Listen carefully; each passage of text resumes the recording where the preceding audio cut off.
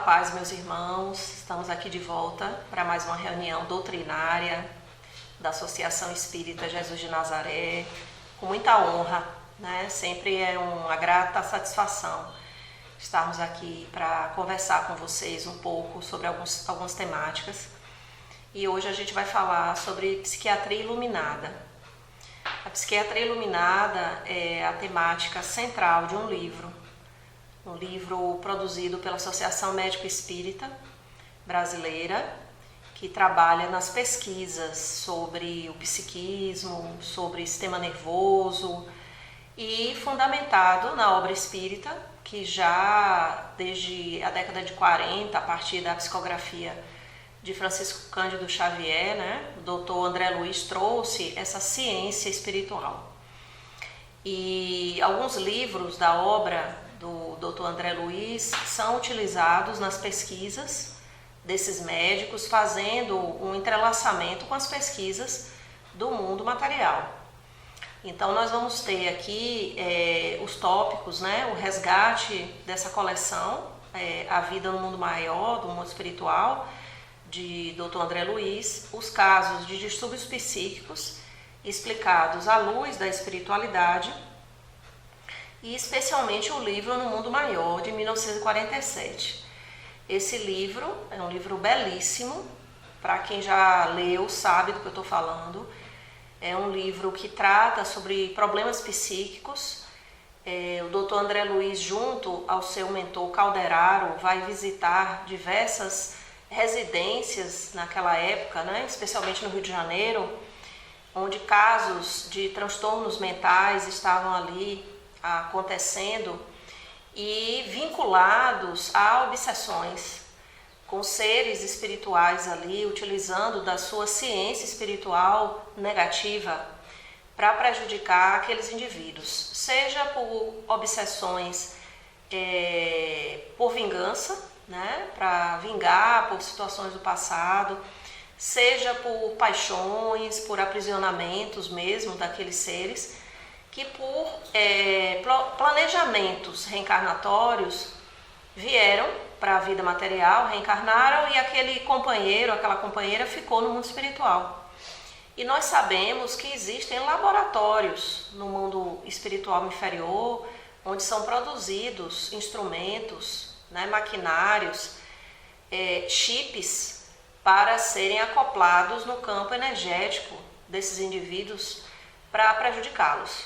Infelizmente, a mesma ciência que aqui na vida material é utilizada para construir bombas, drones, também no mundo espiritual é a mesma função, muitas vezes. E isso nos coloca realmente numa consciência de que tanto na vida material quanto na vida espiritual, o psiquismo ele é regido pelas forças da alma, sejam essas forças negativas ou forças positivas. Cabe a cada um de nós, na utilização do seu livre-arbítrio, reconfigurar a rota dessas energias. Então, lá no livro vai dizer: o cérebro é um instrumento que traduz a mente, manancial de nossos pensamentos.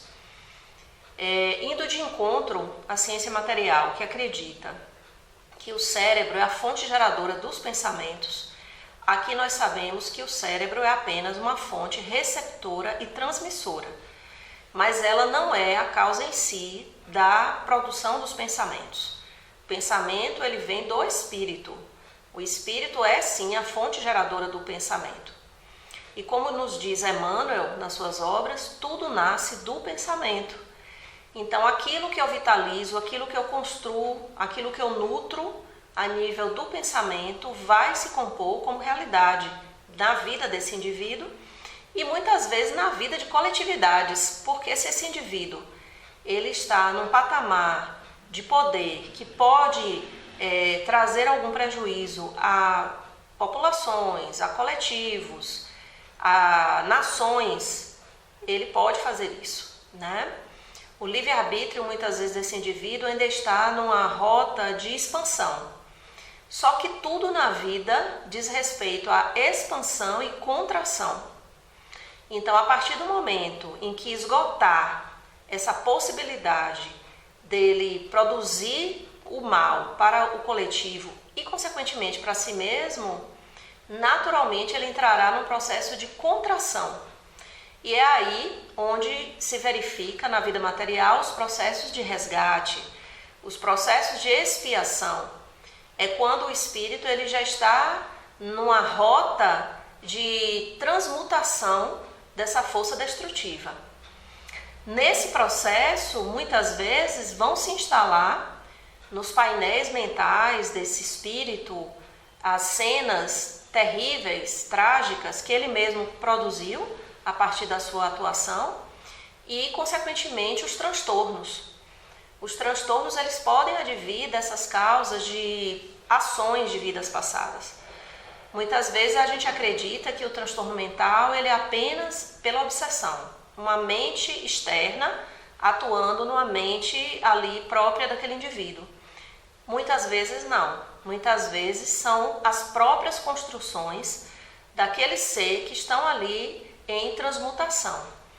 Para isso, o corpo físico é o grande instrumento de filtragem de tudo isso. Então, nessa construção, o indivíduo ele constrói um campo mental, um campo energético ao seu redor, que pode gerar esse tipo de distúrbios graves, psicoses, megalomanias, bipolaridades, tudo em razão das suas próprias ações. Lá no livro também, a espiritualidade vai nos dizer, quase tudo em termos de saúde ou doença, tem seus princípios nas delicadas engrenagens da mente, reforçando o que Emmanuel nos traz. Então, a vida ela não se manifesta de uma forma aleatória, de uma forma casual. Tudo tem uma base de construção prévia, tudo tem uma matriz. E por que a psiquiatria da matéria, a psiquiatria acadêmica, que nós estamos habituados, a acompanhar quando a gente vai numa consulta médica, ela não alcança na sua integralidade a cura desses transtornos? Porque ela desconhece, ou pelo menos se nega a acessar esse conhecimento, de que na verdade o transtorno ele não está necessariamente no indivíduo corpo físico, ou no indivíduo enquanto família, no indivíduo enquanto biologia. Ela está nesse indivíduo enquanto um ser multidimensional, um ser infinito, que vem de múltiplas vidas, de construções antigas, e que ali está se manifestando naquele indivíduo, naquele momento. Se a psiquiatria da matéria chega nessa conclusão, as terapêuticas se transformam. Não é mais sobre medicalizar o paciente e deixar ele inerte diante da sua própria patologia. Não é sobre isso. É sobre o indivíduo ser agente do seu processo de transformação. Com a reforma psiquiátrica, isso de alguma forma chega para aquele coletivo que precisa transmutar algum nível de adoecimento mental. Dentro da linguagem, a gente pode até dizer, da filosofia da reforma psiquiátrica, o próprio paciente é agente da sua cura. Ele não é um ser passivo, como foi nos milhares de anos, onde esse indivíduo ele era apenas um paciente dentro de uma instituição psiquiátrica. Um paciente inerte, passivo, sem vontade própria e, consequentemente, patologizado, cronificado, sem vias de melhora. Porque o indivíduo, quando ele tem negada a sua individualidade, naturalmente ele vai entrar num processo de introversão da sua força energética, da sua força psíquica, e isso vai gerar um adoecimento global desse ser. Quando nós nos deparamos com imagens fortes das instituições psiquiátricas do passado, nós verificamos indivíduos quase aselvajados, indivíduos que voltaram para suas dinâmicas instintuais, quase animalizados mesmos, alguns necessariamente animalizados, porque foi retirado toda a porção de individualidade, de personalidade que nos compõe enquanto humanos, né? A individualidade, essa singularidade que me faz ser um indivíduo único, ela é composta através da valorização desse eu pessoal e também das relações que esse indivíduo estabelece na sua coletividade. Quando isso é retirado desse ser, e de forma muito equivocada no passado isso foi feito, o indivíduo ele perde essas potencialidades. Então pensemos o quanto foi para a espiritualidade difícil lidar com esses indivíduos quando eles desencarnaram, porque toda a sua potência estava embrutecida, num processo mesmo de entropia, de falta de expressão, e isso gerando dificuldades para esse perispírito que estava ali completamente comprometido por aquela anomalia, porque acaba se tornando uma anomalia na medida em que o tratamento foi completamente desviante daquilo que o indivíduo precisava. Então, lá no capítulo 16 do livro No Mundo Maior, a espiritualidade vai trabalhar os alienados mentais, que na época chamava, né, alienados mentais, alienação mental. Existe toda uma terminologia que é utilizada nos livros de André Luiz, que são próprios da época. Quando se fala, né, os mongoloides, então esse termo ele acabou se tornando muito pejorativo. Os portadores de síndrome de Down, hoje também já tem uma nova terminologia para muitas dessas patologias, né, seja no campo das deficiências mentais, no campo neurológico, seja no campo dos transtornos mentais, que são o campo da psiquiatria. As terminologias elas vão mudando para que isso possa humanizar mais esse tratamento. Então, lá no capítulo 16, a espiritualidade vai nos dizer, né, a tragédia dos homens desencarnados em pleno desequilíbrio das sensações. Excetuados os casos puramente orgânicos, o louco é alguém que procurou forçar a libertação do aprendizado terrestre, por indisciplina ou ignorância. Temos nesse domínio um gênero de suicídio habilmente dissimulado, a autoeliminação da harmonia mental, pela inconformação da alma nos quadros de luta que a existência humana apresenta. Então a gente verifica o quanto a má utilização das forças mentais, elas podem nos levar para um suicídio indireto desse indivíduo. Então, o indivíduo que, por exemplo, utiliza substâncias psicoativas, utiliza drogas ilícitas, utiliza álcool, tudo isso alterando os campos mentais desse indivíduo. Com o passar do tempo, ele vai tendo reverberações, dificuldades no lidar com o pensamento, né? Essa habilidade do pensar, do raciocinar e mesmo do abstrair, que é uma outra habilidade nossa, que não é presente, por exemplo, nos animais, nos mamíferos inferiores. Eles não têm essa habilidade da abstração, desse pensamento mais artístico, mais lírico, mais lúdico. Isso é próprio do homem. Tudo isso vai se perdendo com a utilização dessas substâncias, porque elas vão mudando o padrão do pensamento, elas, na verdade, geram uma dificuldade da utilização desses recursos, e isso pode gerar também uma inviabilização do próprio corpo desse indivíduo nas suas funções. Então, não só a nível orgânico, como a gente pensa, por exemplo, utilização do álcool excessivo, gerar distúrbios a nível gastrointestinal, mas também nos centros energéticos que cuidam desses órgãos. Então, esses centros eles ficam em distúrbio, perturbados, com um mau funcionamento. Tudo isso pode gerar também transtornos mentais. Não é porque o intestino ele está na parte inferior do corpo que ele não interfere na parte superior.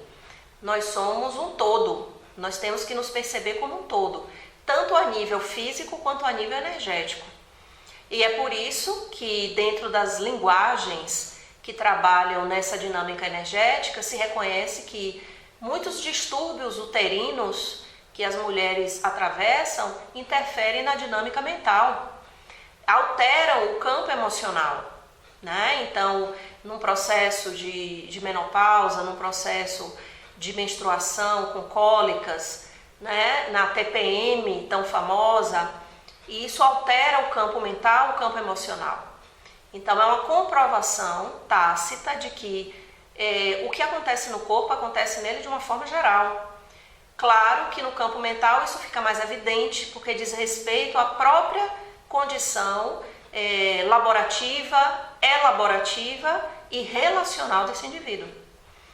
Então, os espíritos vão dizer aqui, diante da dor, do obstáculo ou da morte, milhares de pessoas capitulam, entregando-se em resistência à perturbação destruidora que lhe abre, por fim, as portas do túmulo. Num processo de degeneração dessas forças vitais e do próprio organismo, o que nos leva é o óbito, a morte, seja intencional mesmo, o indivíduo não sustentar aquela condição e realmente utilizar de recursos, né, para exterminar a própria existência, ou seja, de forma indireta, através de uma doença grave, através de um mal súbito, de uma morte que acontece, né, de forma rápida, instantânea. Esse indivíduo ele pode realmente ir para o mundo espiritual, né, fazer essa migração aí, bem compulsória para o mundo espiritual, e quando chegar lá, entender o que foi feito na vida material, né, depois de anos, muitas vezes, e em alguns casos até séculos, desse indivíduo vagando na sua própria insanidade do que construiu. Então, quase podemos afirmar que 90 em 100 casos de loucura, excetuados aqueles que se originam da incursão microbiana sobre a matéria cinzenta, começam as consequências das faltas graves que praticamos com a impaciência ou com a tristeza. Isto é, por intermédio de atitudes mentais que imprimem deploráveis deflexões ao caminho daqueles que as acolhem e alimentam. Então, a espiritualidade é muito clara aqui quando ela fala sobre as possibilidades do desenvolvimento de um transtorno. Elas não são só obsessivas, elas não são só a partir da construção de práticas tirânicas, mas elas podem ser também a partir de uma predisposição que o indivíduo se coloca para alguma infecção, né? Como ele fala aqui, alguma infecção microbiana. Então, o cérebro, né, enquanto estrutura neurológica, ele pode ser inflamado, ele pode ser afetado por seres microbianos e isso gerar esse tipo de transtorno. Então, de toda sorte, o indivíduo ele vai ali resgatar algum débito, alguma situação do passado que ficou em aberto. As doenças que acometem o corpo físico, elas não são necessariamente dessa existência. Elas podem vir a partir de processos construídos no passado e que nessa encarnação o indivíduo ele se compromete a resgatar.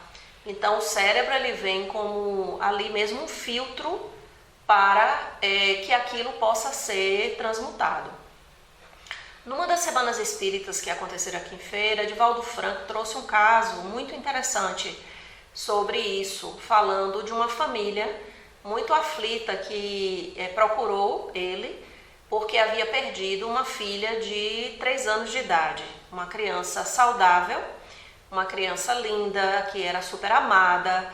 Na gestação ela foi super querida pelos pais, né? Todo aquele processo de construção de enxoval, o quarto para essa filha, a escolha do nome, todos os processos, né, rituais que nós temos aqui na Terra enquanto família, da chegada de um ente querido novo, foi feito para essa criança. E quando ela tinha 3 anos de idade, apresentou um adoecimento que, quando foi ser investigado, tratava-se de um tumor cerebral já em estado terminal. E não houve tempo de tratar essa criança e ela foi a óbito a partir da doença. E isso gerou um trauma familiar imenso. esses pais desolados vão procurar Divaldo Franco. Eles não eram espíritas, inclusive, mas em razão da dor eles foram buscar Divaldo Franco para esse alento, uma explicação, né, para que pudesse trazer algum nível de aceitação para aquela situação. Não que a dor fosse desaparecer, mas pelo menos a compreensão do porquê.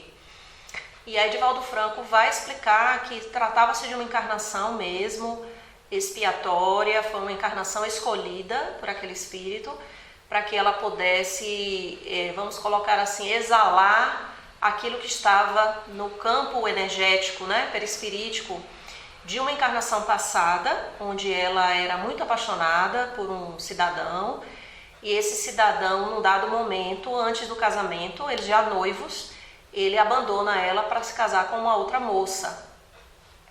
E ela, como era uma pessoa muito tímida e bondosa, ela não teve nenhum tipo de ação contra aquela situação. Ela não agrediu ninguém, ela não fez nenhum movimento, ela apenas guardou a mágoa. Ela guardou a mágoa daquela situação. Essa mágoa guardada se transformou no câncer, se transformou em tumor, que precisava ser transmutado num novo corpo, numa nova existência, para que aquilo pudesse não mais acompanhar aquele espírito na sua jornada evolutiva. Então isso trouxe um esclarecimento muito grande, né, dentro daquela situação.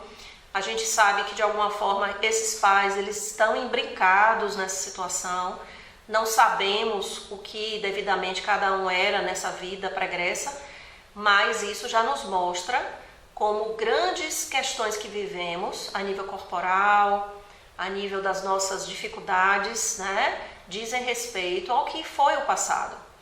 Então, mesmo que ela não tenha agido de uma forma negativa, que ela não tenha envenenado ninguém, que ela não tenha feito nada acerca daquilo, mas houve um auto-envenenamento. Houve uma situação onde aquilo que era mais básico do ser, né, o apego, veio à tona naquela alma. Então isso diz respeito ainda também às nossas questões involutivas. Nós somos seres ainda muito distantes de um ideal, né, espiritual superior, mas que graças à encarnação nós temos aqui burilado, trabalhado tantas coisas, né? E os espíritos vão nos dizer, né, instaladas essas forças desequilibrantes no campo íntimo, inicia-se a desintegração da harmonia mental, como foi dito nesse caso, né? Esta, por vezes, perdura, não só numa existência, mas em várias delas, até que o interessado se disponha com fidelidade a valer-se das bênçãos divinas que o aljofram para restabelecer a tranquilidade e a capacidade de renovação que eles são inerentes à individualidade em abençoado serviço evolutivo. Aqui diz respeito necessariamente ao nosso livre-arbítrio. Eu posso viver situações difíceis, eu posso viver traumas, né, amorosos, traumas financeiros. Hoje mesmo vivemos, né, na nossa atualidade, situações complicadíssimas com as viciações em jogos, como estamos aí, né, vendo isso à larga na sociedade, não só no Brasil, mas no mundo todo, e pessoas dando cabo mesmo da sua vida em razão do endividamento, né?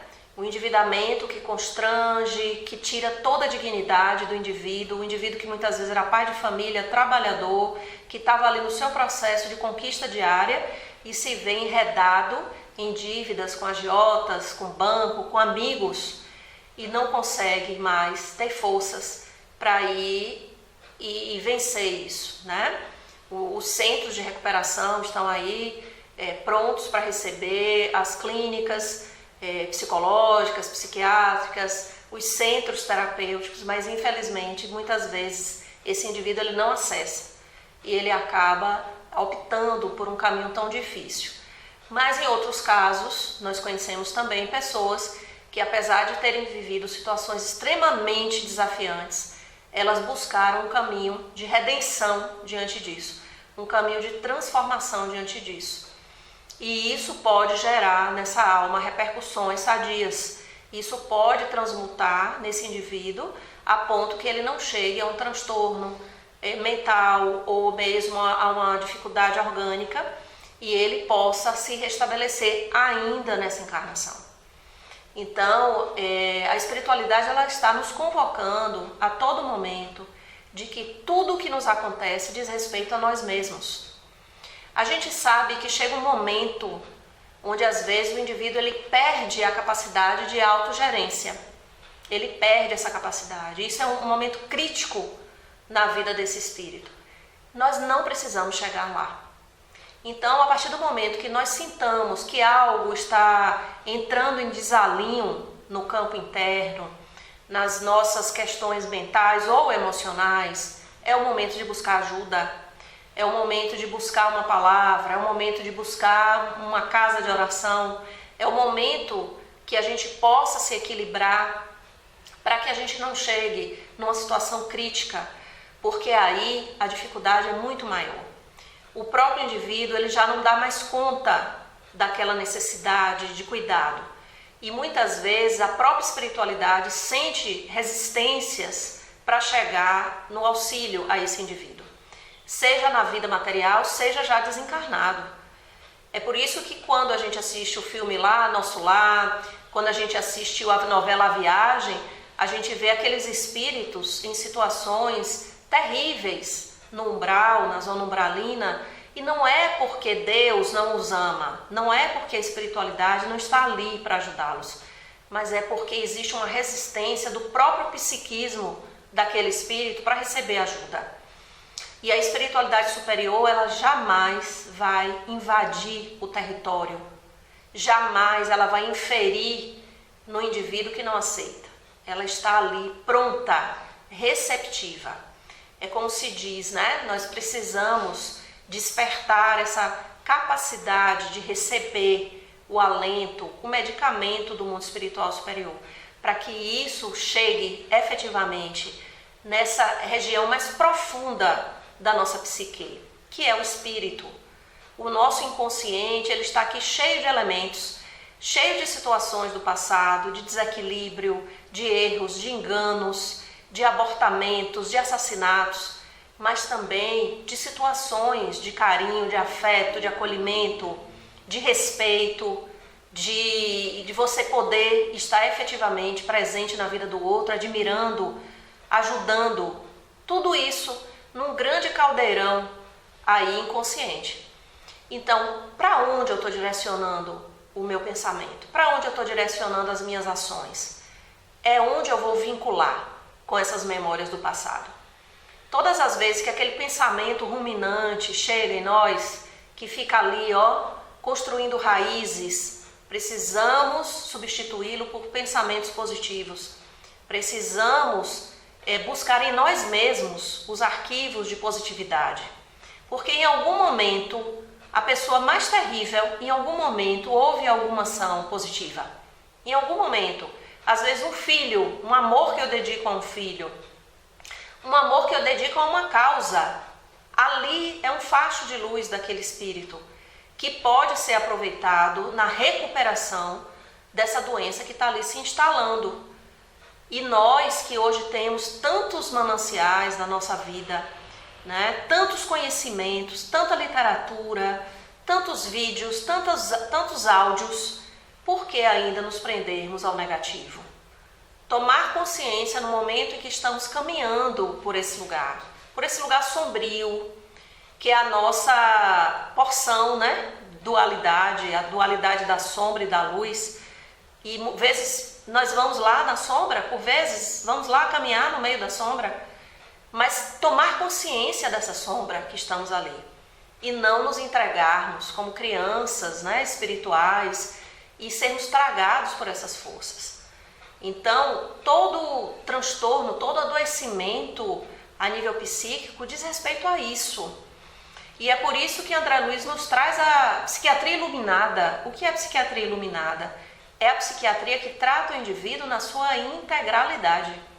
Não só corpo, não só mente, não só emoção, mas um indivíduo que vem atravessando o infinito até aqui.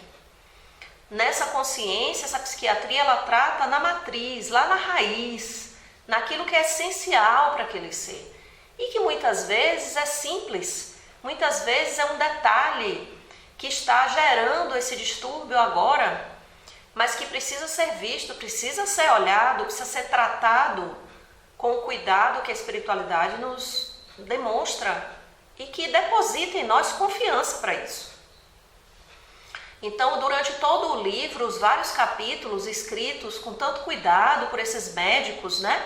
Médicos encarnados que estão aqui com a gente, médicos brasileiros que escrevem na nossa língua, não é algo que precisa ser traduzido, não é algo escrito em chinês, né? Numa língua inacessível, é algo que está aqui.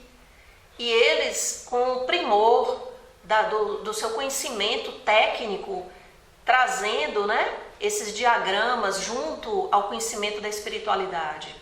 São capítulos sagrados para que a gente possa compreender a nossa dinâmica enquanto seres encarnados, enquanto seres em evolução.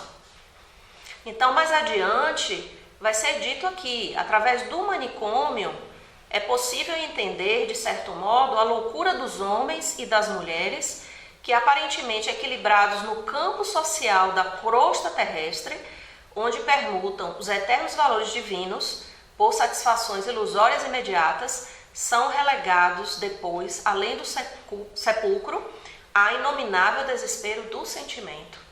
Então, a Terra vista pela espiritualidade maior como um grande sanatório, porque estamos aqui nos debatendo, estamos apontando uns aos outros, estamos destruindo coletividades. O outro é menor do que eu, o outro não sabe como eu sei, o outro tem pensamentos inferiores que eu não tenho. Então isso é um grande sanatório de espíritos ainda numa mesma faixa vibracional, numa mesma condição evolutiva e que ainda, em nome do orgulho e do egoísmo, vivem nessa dimensão, nesse adoecimento mental. Os manicômios em si, né, os hospícios em si, geram em nós constrangimento, porque ali é o exemplo máximo do que se chega o psiquismo quando ele não consegue se autorregular. Que bom que hoje é uma instituição em decadência, muitos já fechados. Temos hoje instituições abertas para o tratamento desses indivíduos, mas infelizmente, em razão da nossa pouca fé, como nos diz os espíritos, a Contra-Reforma é um movimento que já existe para que os centros de tratamento psiquiátrico sejam fechados e sejam reabertos os hospícios. Pense aí, que dimensão nós estamos ainda? A dimensão libertária do pensamento, a dimensão humanitária com esses indivíduos incomoda. Incomoda. Não é bem aceito por determinados indivíduos que estão no poder. E esses indivíduos estão trabalhando na Contra-Reforma, para que se voltem os velhos manejos dos atendimentos a esses indivíduos no passado. Pense aí, numa época de inteligência artificial, numa época em que o espaço está sendo devassado pelas sondas, né? E nós aqui, enquanto humanidade, nós estamos nos apedrejando ainda. Nós estamos ainda nos processos de destruição. Seja uma destruição objetiva, quando eu mando uma bomba e destruo aquele indivíduo, seja numa destruição simbólica desses indivíduos. Quanto às perturbações que acompanham a alma no renascimento ou na infância do corpo, na juventude ou na senilidade, é mister reconhecer que o desequilíbrio começa na inobservância da lei, como a expiação se inicia no crime. Então, essas perturbações aí que nos acompanham. Não é porque o bebezinho chegou agora, não é porque é uma criancinha que está aprendendo a ler, não é porque é um jovem que ainda está descobrindo a vida, que ali não existam os matizes daquele espírito milenar, um espírito que construiu no passado. Existem ali. É por isso que a família é o seio primordial na construção desse psiquismo.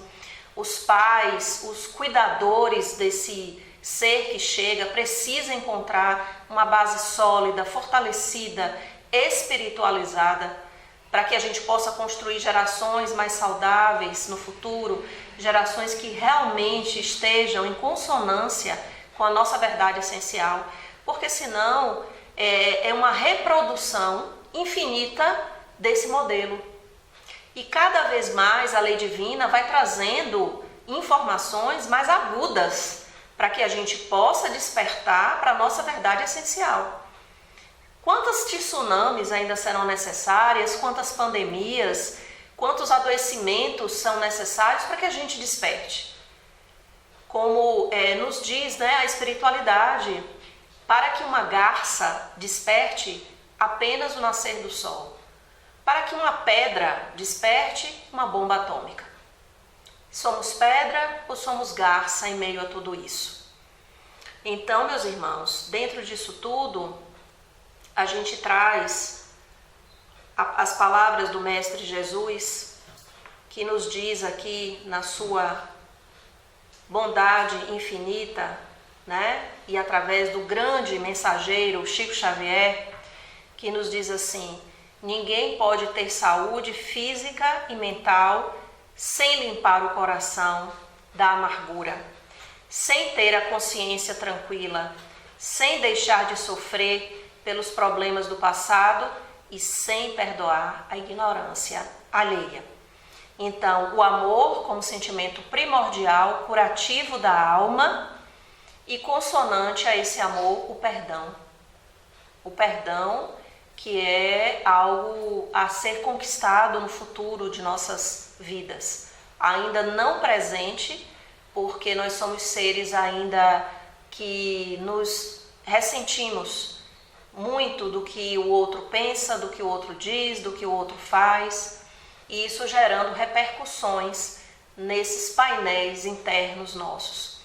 Então, que as palavras do Cristo elas possam chegar para nós como alento, como segurança, e que todos os conhecimentos que temos hoje não fiquem dentro das gavetas ou guardados, nos sótãos do passado, que eles possam vir como elementos de transformação das nossas almas. Muita paz a todos, que Jesus nos abençoe hoje e sempre.